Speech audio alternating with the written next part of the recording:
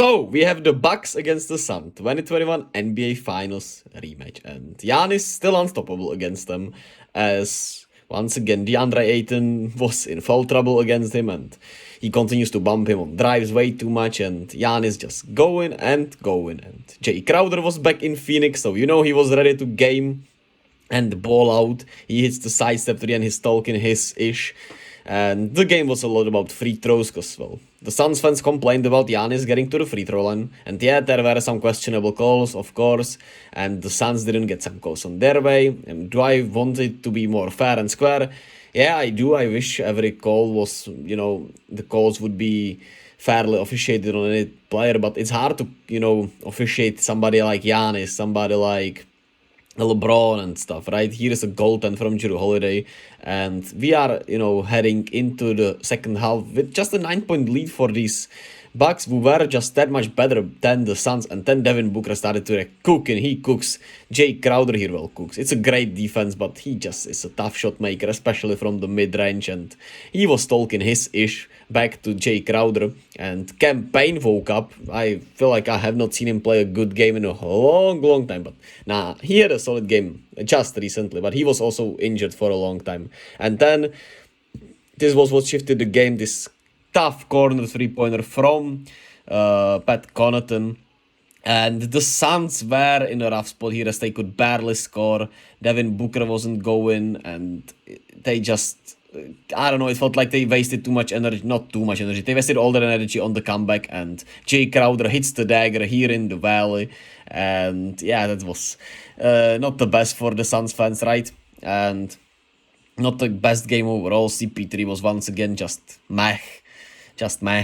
D-Book 30 on 27. Not his best night, had a really good third quarter. Otherwise was pretty bad. DeAndre Ayton was really bad with those fouls, and also just couldn't hit anything. Took 19 shots, had just 16 points. Didn't get to the free throw line once. He doesn't counter what, well, they are doing to him at all. And besides Jokel and Dale and Campaign, they didn't have anything good off the bench, right? And I just feel like the Suns team is still cooked even with KD.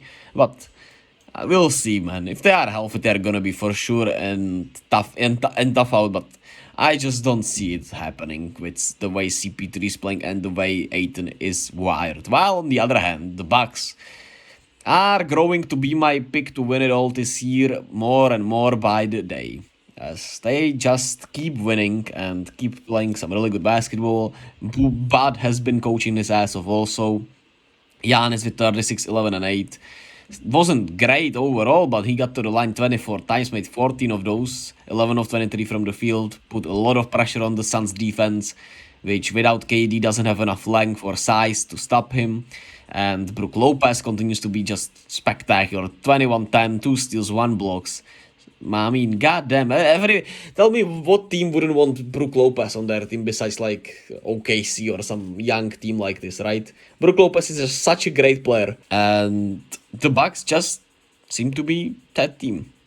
Jay Crowder probably with one of his better games as a Buck also, so, but you knew he was gonna be ready to ball. A lot of these players are always ready to ball on their return to familiar sides, and they talk shit with D-Book, which didn't turn out so well for D-Book, as it usually doesn't, but, well, at least he talked while he was down, essentially, right? He was down 1, and so that I liked a lot. I like the talking, besides when it's last minute or when you're just winning a lot. But hey, man, keep talking, D-Book. If you enjoy talking, just talk, man. Who cares what other people think at the end of the day, right? I just keep talking also here, and a lot of times I just ramble into nothing.